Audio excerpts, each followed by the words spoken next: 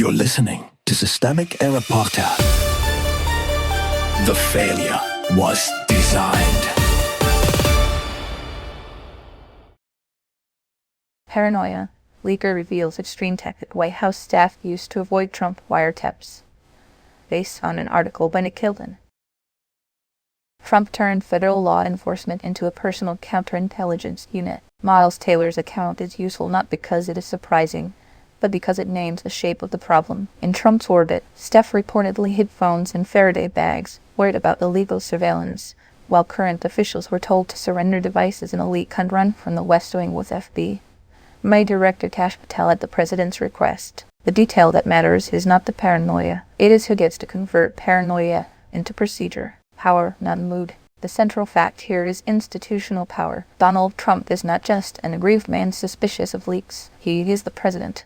And the reporting shows him using the office to push investigations into his own staff because he disliked the coverage. That is not a temperament issue. It is executive authority being used to police loyalty. The article's most revealing line is not about fear. It is about command. A president asking whether his appointees can be wiretapped, then later ordering a leak investigation through his chief of staff and the FBI director, is demonstrating how intimidation becomes governance. The machinery of the state is being bent toward personal insecurity. The real story is capture. Kash Patel setting up shop steps from the Oval Office to run an investigation into the president's own staff is the institutional scandal. The FBI is supposed to answer to law, not to a president's embarrassment over press coverage of his airplane. Once the Bureau is deployed as a POW security service, the old post-Watergate norm is not merely weakened, it is treated as disposable. That is the pattern. Trump does not need every official to be complicit in the same way. He only needs enough compliance to make the abnormal feel routine. Susie Wiles and Patel were reportedly asked to carry out the president's will. Federal employees were warned to call lawyers if investigators came asking for devices.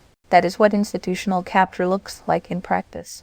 Not a dramatic coup, but a steady conversion of public offices into instruments for one man's protection. Paranoia is the tool. Taylor describes the staff's fear of wiretapping and the use of Faraday bags as a way to protect candid discussion. That detail matters because it shows how authoritarian environments function internally. People stop speaking freely, not because they have been formally censored, but because they have learned that the boss treats dissent as something to hunt down. The source presents this as paranoia, and that is only half right. In Trump world, paranoia is not a side effect. It is a management system. If staff expect surveillance, they self-censor. If they expect retaliation, they avoid records. If they expect punishment, they stop acting like public servants. Fear does the work before the formal order ever arrives. Misdirection is method. The article's framing risks giving too much space to the atmosphere and too little to the actor responsible for it. Things were spiraling, Taylor writes, as if the crisis emerged from chaos. It did not. Trump allegedly barked illegal orders,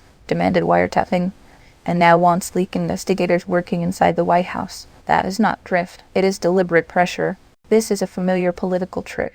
Treat abuse as confusion. Treat coercion as rumor. Treat the target's defensive behavior as the main event. The stuff hiding phones becomes the story instead of the president making them fear him. The leak becomes the scandal instead of the administration's obsession with punishment. That inversion is how power protects itself. It makes victims look suspicious and the person wielding authority look merely agitated. Democrats should read this as a test, not a curiosity. The Democratic lesson is not that Trump is unusually paranoid. It is that he is willing to use the state to enact that paranoia. Any serious Democratic coalition has to treat it as the operating reality, not as an anecdote from a chaotic administration. When a president can pull the FBI into service for his own grievance, the issue is no longer message, discipline, or optics. It is whether institutions still have enough backbone to refuse the legal or extra-legal orders.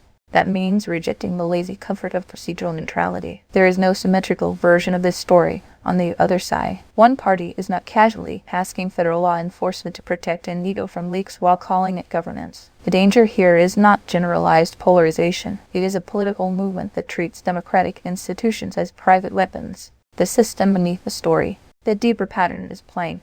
Authoritarian politics does not always arrive with jackboots and speeches about enemies of the people. Sometimes it arrives as a leak investigation, a phone surrender, a request from the Oval Office, and a law enforcement chief eager to comply. The machinery is the message. The message is obedience. What this story reveals is a state being trained to confuse loyalty with legitimacy. That is the real corrosion, not the paranoia itself, but the institutional willingness to organize around it. You've been listening to Systemic Error. Thanks to AlternNet for today's article, with the automated voice of Librids. Thanks for listening.